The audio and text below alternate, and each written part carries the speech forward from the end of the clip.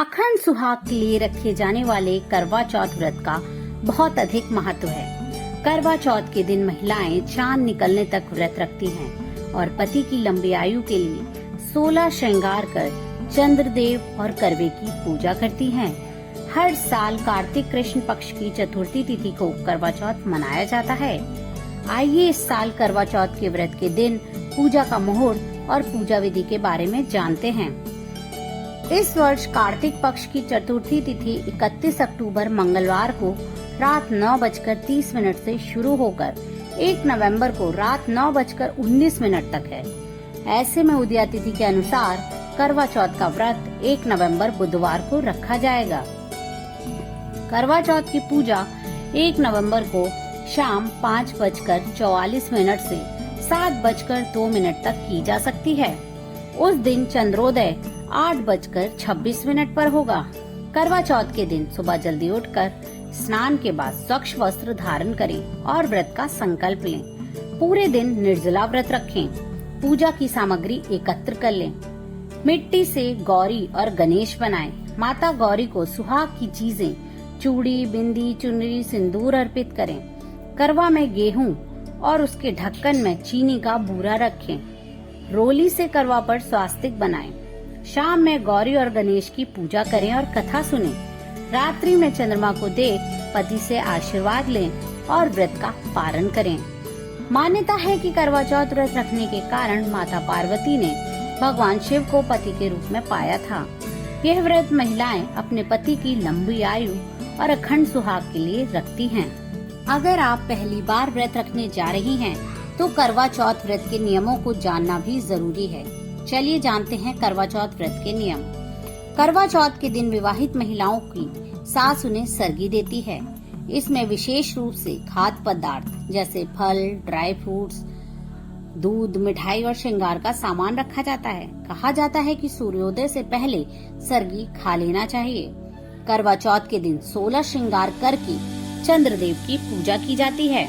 करवा चौथ में काले या सफेद रंग के कपड़ों का इस्तेमाल नहीं करना चाहिए। इस दिन लाल, पीले, गुलाबी, नारंगी रंग के कपड़े पहन सकती हैं। ये रंग सुहाग के प्रतीक माने जाते हैं। मान्यता है करवा चौथ के पूजन के दौरान मुख ईशान कोण या पूर्व दिशा में होना चाहिए। चंद्रोदय के बाद चंद्रमा को अर्घ्य दें और पूजन करने के बाद ही व्रत तोड़ें। करवा चौथ के दिन विवाहित बेटी के घर बायना भेजना चाहिए। बायना में सुहाग की सामग्री भेजनी चाहिए और करवा चौथ व्रत की कथा सुनने के बाद सुहागिन महिलाओं को अपनी सास को बायना देना चाहिए। करवा चौथ व्रत के पारण के लिए प्याज लहसुन से तैयार भोजन नहीं करना चाहिए। करवा चौथ व्रत की पूजा समाप्त होने के बाद माता पिता का आशीर्वाद लें। इसके बाद अपने पति का आशीर्वाद लेना शुभ माना जाता है। आइए पढ़ते हैं करवा चौथ की कहानी। बहुत समय पहले की बात है। एक साहूकार के 7 बेटे और उनकी एक बहन करवा थी। सभी सातों भाई अपनी बहन से बहुत प्यार करते थे, यहाँ तक कि वो पहले उसे खाना खिलाते और बाद में स्वयं खाते। एक बार उनकी बहन ससुराल से मायके आई हुई थी। शाम को भाई जब अपना व्यापार व्यवसाय बंद कर घर आए तो देखा कि उनकी बहन बहुत व्याकुल है। सभी भाई खाना खाने बैठ गए और अपनी बहन से खाने को आग्रह करने लगे, लेकिन बहन ने बताया कि आज उसका करवा चौथ का निर्जल व्रत है और वो खाना सिर्फ चंद्रमा को देखकर उसे अर्घ देकर ही खा सकती है। क्योंकि चंद्रमा अभी तक नहीं निकला था, इसलिए वो भूख प्यास से व्याकुल हो उठी। सबसे छोटे भाई को अपनी बहन की हालत देखी नहीं जाती और वो दूर पीपल के पेड़ पर एक दीपक जलाकर चलनी की ओट में रख देता है। दूर से देखने पर वो ऐसा प्रतीत होता है जैसे चतुर्थी का चांद उदित हुआ हो। इसके बाद भाई बहन को बताता है कि चांद निकल आया है, तुम उसे अर्घ देने के बाद भोजन कर सकती हो। बहन खुशी के मारे सीढ़ियों पर चढ़कर चांद को देखती है। उसे अर्घ देकर खाना खाने बैठ जाती है। वो पहला टुकड़ा मुंह में डालती है तो उसे छींक आ जाती है। दूसरा टुकड़ा डालती है तो उसमें बाल निकल आता है और जैसे ही तीसरा टुकड़ा मुंह में डालने की कोशिश करती है तो उसके पति की मृत्यु का समाचार मिलता है। उसकी भाभी उसे सच्चाई से अवगत कराती हैं कि उसके साथ ऐसा क्यों हुआ। करवा चौथ का व्रत गलत तरीके से टूटने के कारण देवता उससे नाराज हो गए हैं और उन्होंने ऐसा किया है। सच्चाई जानने के बाद करवा निश्चय करती है कि वह अपने पति का अंतिम संस्कार नहीं होने देगी। और अपने सतीत्व से उन्हें पुनर्जीवन दिलाकर रहेगी। वे पूरे 1 साल तक अपने पति के शव के पास बैठी रहती है, उसकी देखभाल करती है, उसके ऊपर उगने वाली सुई नुमा घास को वो एकत्रित करती है।